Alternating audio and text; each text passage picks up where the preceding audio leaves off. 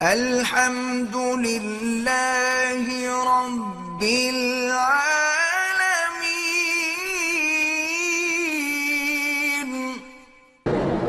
میری بیٹی بیمار رہتی، اللہ اس کو بھی شفا عطا فرمائے۔ نام سے بیماری نہیں ہوتی۔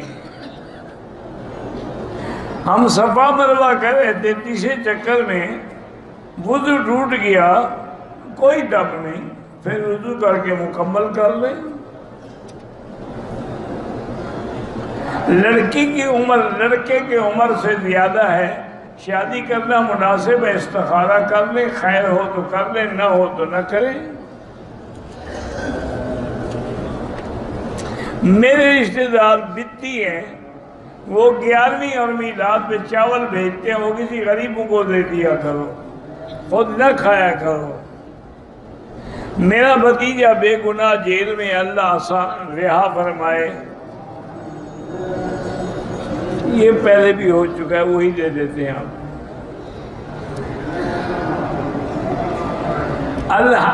حرم سے ویل چیئر لے کر واپسی کا وعدہ کیا، جب کوئی اور لے گیا، اب اس کی جگہ اور لے کر دے سکتے ہیں، بالکل دے۔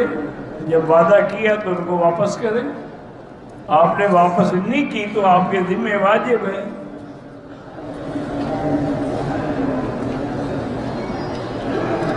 میں نفلی عمرے کے لیے جیرانہ گیا، لبیک نہیں پڑھی تو کوئی اللہ کا ذکر کیا کہ نہیں کیا؟ اگر نہیں کیا تو پھر عمرہ نہیں ہوا۔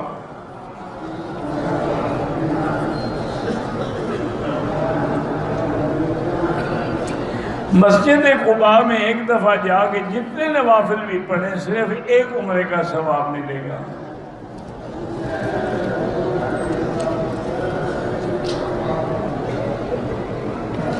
حج کے بعد نفلی طواف کیے، طواف وداع سے پہلے طائف اور جدہ جا کر عمرے کیے، کوئی حد نہیں، اب جب جائیں طواف وداع کر کے جائیں۔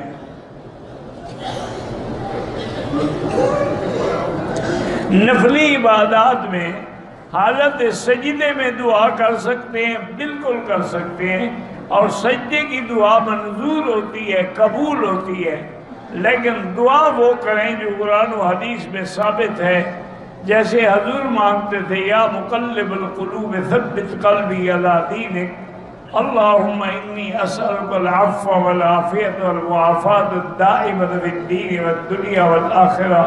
یعنی وہ دعائیں مانگیں جو قرآن و حدیث میں ہیں، اپنی زبان میں نہ شروع ہو جائیں۔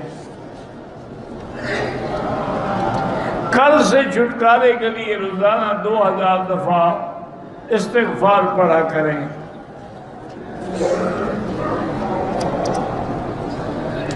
میرے بھائی کا مرشد جو ہے، وہ میرے بھائی کو کہتا ہے سارے سال روزے رکھو، یہ ناجائز ہے سارا سال روزے رکھنا۔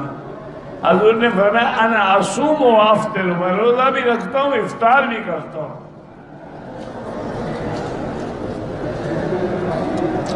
کہتے ہیں جی کہ محرم کے پہلے عشرے میں میاں بیوی مل سکتے، کیوں نہیں مل سکتے؟ یہ تو شیعہ کا گڑا ہوا مسئلہ ہے نا، کہ ویسے ساری زندگی زنا کرتے رہو لیکن محرم کے 10 دن نہ کرو۔ ادھر متع حلال ہے، ادھر 10 دن محرم میں میاں بیوی کا ملنا بھی ناجائز ہے۔